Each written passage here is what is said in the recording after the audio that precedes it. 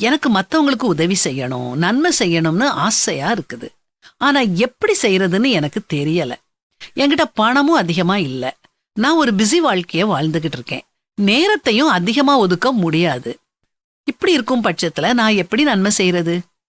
இப்படி நீங்க உங்க மனசுக்குள்ள நினைச்சுக்கிட்டு இருக்கீங்களா? இன்னைக்கு உங்க மனசுல எப்பவும் ஒலிச்சுக்கிட்டு இருக்கிற இந்த கேள்விக்கு நான் பதில் சொல்ல போறேன்.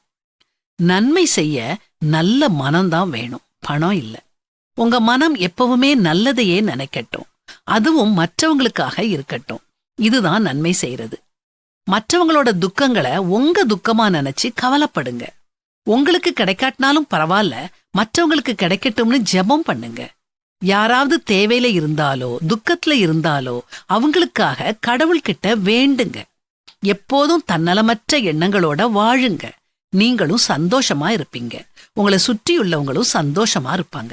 இப்படி செய்யறதுக்கு நீங்க என்ன செலவு செய்யணும்? ஒரு பைசா செலவு கிடையாது. நீங்க எங்கேயுமே போகல, அலைஞ்சு திரியல, பொய் சொல்லல, கோபம் கொள்ளல, யாரிடமும் கையேந்தல, யாரும் உங்களை குறை சொல்லல. எல்லாத்தையும் விட இதுல ஆச்சரியமான விஷயம் என்னன்னா, நீங்க எதையுமே இழக்கல. பணச்செலவு இல்லாம, உடல் உழைப்பு இல்லாம, அதிக நேரம் விரயம் இல்லாம, யாருடைய உதவியையும் நாடாம நீங்க தனி நபரா இந்த நன்மைய செய்றீங்க.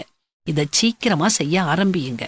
தினமும் ஏதாவது ஒரு நேரத்துல யாராவது ஒருத்தர் நல்லா இருக்கணும்னு மனமாற எண்ணி பிரார்த்தனை செய்யுங்க. தொடக்கத்துல உங்க சொந்த பந்தங்களுக்காக வேண்டிக்கோங்க. நாளடைவுல கண்ணில் பட்ட அனைவருக்காகவும் நீங்களே வேண்டிக்குவீங்க. நாட்கள் செல்ல செல்ல நீங்க கேள்விப்பட்டவங்களுக்காகவும் அவங்க நல்ல முறையில வாழ வேண்டிக்கொள்ள ஆரம்பிப்பீங்க. நீங்க வேண்டிக்கொள்ளும் நபர் பற்றி கவலைப்படாதீங்க. அவர் எவ்வளவு மோசமானவரா இருந்தாலும் அவர் நல்ல முறையில வாழ கடவுள்கிட்ட வேண்டுங்க. இத பற்றி வேதாகமத்துல என்ன போட்டிருக்குது தெரியுமா?